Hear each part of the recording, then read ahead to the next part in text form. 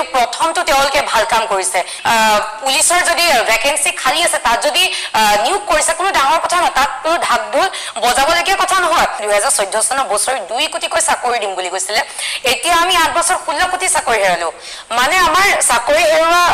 সংখ্যাটো মানে ইনক্ৰিজ হৈ ডে বাই ডে গৈ আছে আৰু এটা কথা তেওঁলোকে যে ঢাক ঢোল বজাই আছে চাকৰি দিছো ঠিক আছে দিছে আমি ভাল পাইছো দিয়াৰ কাৰণে আমি সুখীও পাব লাগে কিন্তু অসম চুক্তিৰ 6 নং দফাটো উল্লেখ আছিল যে থলুৱা যুৱক যুৱতীসকলে 100% চাকৰি নিশ্চিত কৰিব লাগে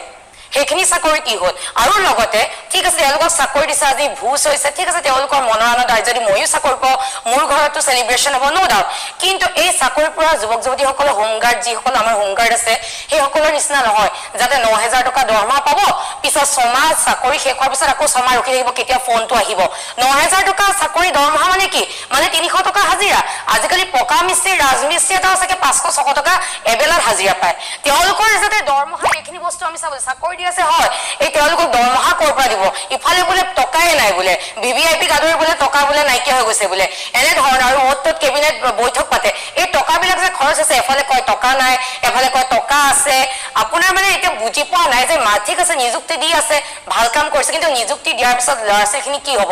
আৰু যেহেতু পুলিশ আৰু মিলিটাৰী চাকৰিবোৰ শেষৰবাৰ চাকৰি হ'ব কিয়নো আপোনাৰ পুঁজিবাদী দিশে দুটকীৰ এখন ৰাষ্ট্ৰ ব্যক্তিগত খণ্ডলৈ হস্তান্তৰিত কৰিছে আৰু যদি ৰাজ্যত যদি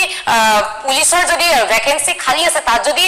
নিয়োগ কৰিছে কোনো ডাঙৰ কথা নহয় তাত কোনো ঢাক ঢোল বজাবলগীয়া কথা নহয় আই যদি চাই মই ঠিক আছে চৰকাৰ হিচাপে ওলাই আহিব লাগিব পেনচনৰ কথাটো বাদে দিলো কাৰণ আজিকালি চৰকাৰী খণ্ড বেচৰকাৰী এতিয়া কথা আছে কি আমি নথৈ আনন্দিত এটা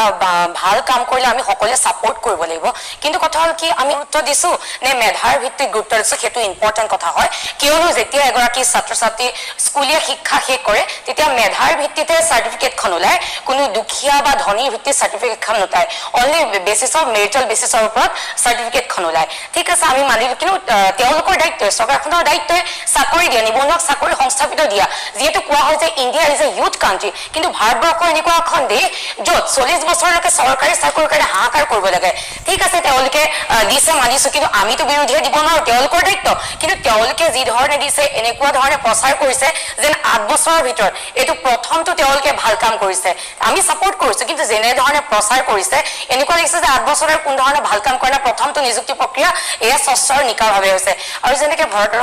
ডাঙৰীয়াই কৈছে মেডিকেল কলেজৰ কথা ক'লে লখিমপুৰ মেডিকেল কলেজৰ কথা ক'লে আপোনাৰ ইৰিগেশ্যন ডিপাৰ্টমেন্টত যি আখোৱা হৈ আছে সেইবিলাক কোলে যাব সেই দুৰ্নীতিবিলাক কোলে যাব সেইবিলাকো আপোনালোকে পৰিষ্কাৰ নিকা কৰক তেতিয়াহে ক'ব পাৰি যে হয় সকলো নিযুক্তি প্ৰক্ৰিয়াটোৱে চাফা হৈছে